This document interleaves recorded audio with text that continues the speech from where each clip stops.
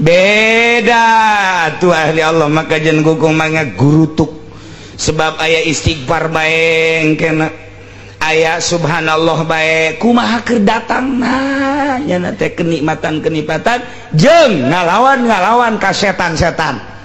tak jadi beda engke ge nya ngome manuk kadeungna ku urang mah bangun kikian ngome manuk lain deui sing hade nu kadeuleu ku urang zahirna bae mantak Siti Jenar mah atuh dibunuh ge naon lantarannya na geus terlalu jero teuing mukalamahna jeung ilhamna sehingga teu kaharti nya nyebutkeun anallah Allah mah kula bunuh pan halaj bunuh sebab nyebutkeun eueuh nanaon hiwal ti Allah cak murida ai mama pan aya Allah ai mah bunuh tapi pan begitu di istiqorohan di hayangnya hukum ulama ternyata di surga kihalat di surga Syekh Siti Jenar di surga ahli-ahli Allah ngan eta pikiranna modal tadi bae tah ulah Syekh Siti Jenar geus urang mun kapanggih bae ge jeung Syekh Sarif Hidayatullah pasti loba anu aneh-aneh nu urang teh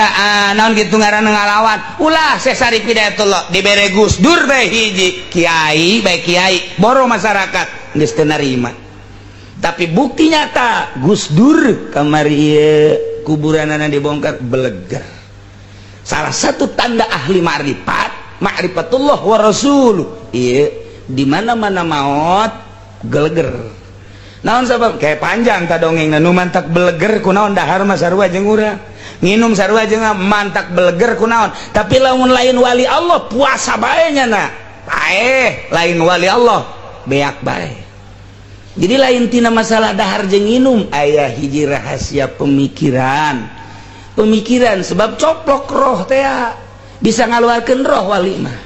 wali mengaluarkeun roh sorangan asal keluar coba ge urang ngabeten di imah artina beda nu kaluarna naon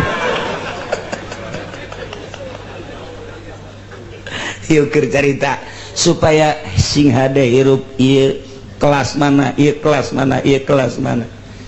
lain